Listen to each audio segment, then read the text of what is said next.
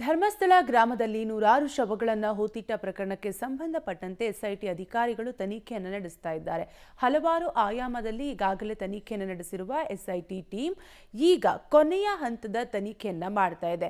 ಇದರ ಭಾಗವಾಗಿ ಉಜಿರೆಯ ಒಂದು ಖಾಸಗಿ ಕ್ಲಿನಿಕ್ಗೂ ಭೇಟಿ ನೀಡಿ ಮಹತ್ವದ ವಿಚಾರಣೆಯನ್ನ ನಡೆಸಿದೆ. ಈ ಕುರಿತ ಕಂಪ್ಲೀಟ್ ಡೀಟೇಲ್ಸ್ ಇಲ್ಲಿದೆ, ನೀವೇ ನೋಡಿ. ಧರ್ಮಸ್ಥಳ ಬುರುಡೆ ಪ್ರಕರಣದ ತನಿಖೆ ಚುರುಕು. ಉಜಿರೆಯ ಖಾಸಗಿ ದಂತ ಚಿಕಿತ್ಸಾಲಯದಲ್ಲಿ ಎಸ್ಐಟಿ ತಲಾಶ್. ಯುಡಿಆರ್ ಕೇಸ್ಗಳ ತನಿಖೆಗೆ ಬುರುಡೆ ಗ್ಯಾಂಗ್ನಿಂದ ಎಸ್ಐಟಿಗೆ ದೂರು. ಧರ್ಮಸ್ಥಳ ಗ್ರಾಮದಲ್ಲಿ ನಡೆದ ಅಸಹಜ ಸಾವು ಪ್ರಕರಣಗಳ ಬಗ್ಗೆ ಪ್ರತ್ಯೇಕ ಎಫ್ಐಆರ್ ದಾಖಲಿಸಬೇಕು ಅಂತ ಹೋರಾಟಗಾರರು ಬೆಳ್ತಂಗಡಿ ಎಸ್ಐಟಿ ಕಚೇರಿಯಲ್ಲಿ ದೂರು ನೀಡಿದ್ದಾರೆ. ಹೋರಾಟಗಾರರಾದ ಗಿರೀಶ್ ಮಟ್ಟಣ್ಣನವರ್, ಜಯಂತಿ ಟಿ, ಸೌಜನ್ಯಾಳ ತಾಯಿ ಕುಸುಮಾವತಿ ಸೇರಿ 12 ಜನ ಬೆಳ್ತಂಗಡಿಯ ಎಸ್ಐಟಿ ಕಚೇರಿಗೆ ಆಗಮಿಸಿ ದೂರು ಕೊಟ್ಟಿದ್ದಾರೆ. ಕಳೆದ 4-5 ದಶಕಗಳಿಂದ ಧರ್ಮಸ್ಥಳ ಗ್ರಾಮದಲ್ಲಿ ಅಸಹಜ ಸಾವುಗಳು ಆಗ್ತಾ ಇದೆ. ಆದ್ರೆ ಆರೋಪಿಗಳು ಯಾರು ಅನ್ನೋದನ್ನ ಪತ್ತೆ ಹಚ್ಚೋಕೆ ತನಿಖಾ ಸಂಸ್ಥೆಗಳು ವಿಫಲ ಆಗಿವೆ. ಯಾವ ಕಾರಣಕ್ಕೂ ತಾರ್ಕಿಕ ಅಂತ್ಯ ಅನ್ನೋದು ಆಗಿಲ್ಲ. ಹೀಗಾಗಿ ಪದ್ಮಲತಾ, ಸೌಜನ್ಯ ಕುಟುಂಬಸ್ಥರು ದೂರು ಕೊಟ್ಟಿದ್ದೀವಿ. ಪ್ರಕರಣಗಳ ಬಗ್ಗೆ ಪ್ರತ್ಯೇಕ ಎಫ್ಐಆರ್ ಹಾಕಬೇಕು.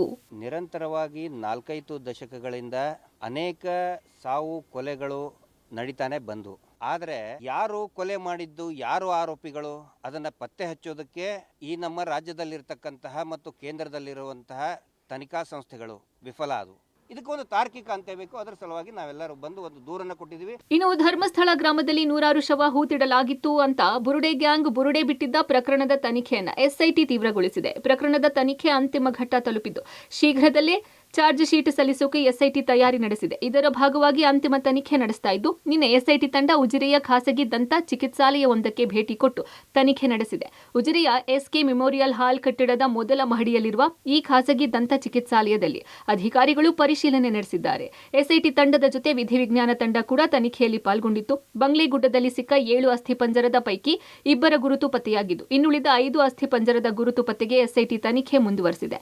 ಹೀಗಾಗಿ ಈ ಕ್ಲಿನಿಕ್ನಲ್ಲಿ ಬಹಳ ವರ್ಷಗಳಿಂದ ಶೇಖರಿಸಿಟ್ಟಿರೋ ಹಲ್ಲುಗಳನ್ನು ವಶಕ್ಕೆ ಪಡೆದ ಎಸ್ಐಟಿ ಎಫ್ಎಸ್ಎಲ್ಗೆ ಕಳುಹಿಸಿ ಯಾವುದಾದ್ರೂ ಅಸ್ಥಿಪಂಜರದ ಹಲ್ಲುಗಳಿಗೆ ಮ್ಯಾಚ್ ಆಗುತ್ತೋ ಅನ್ನೋ ಪ್ರಯತ್ನವನ್ನ ನಡೆಸಿದೆ. ಬುರುಡೆ ಗ್ಯಾಂಗ್ ಈ ಹಿಂದೆ ಚಿನ್ನಯ್ಯನನ್ನ ಕಳಿಸಿ ನೂರಾರು ಶವದ ಕಥೆ ಕಟ್ಟಿ ಚಿನ್ನಯ್ಯನನ್ನ ಜೈಲು ಕಂಬಿ ಎಣಿಸುವಂತೆ ಮಾಡಿದೆ. ಬುರುಡೆ ಗ್ಯಾಂಗ್ನ ಷಡ್ಯಂತ್ರದ ಸೂತ್ರಧಾರಿಗಳಾಗಿರುವ ಇವರೆಲ್ಲ ಜೈಲಿಗೆ ಹೋಗೋ ಮೊದಲು ಮತ್ತೊಂದು ಬುರುಡೆ ಕಥೆಯೊಂದಿಗೆ ದೂರು ನೀಡೋಕೆ ಬಂದಿದ್ದು ಮತ್ತಷ್ಟು ಸಂಶಯಕ್ಕೆ ಕಾರಣವಾಗಿದೆ. Sukhpal Polali, public TV, Mangaluru.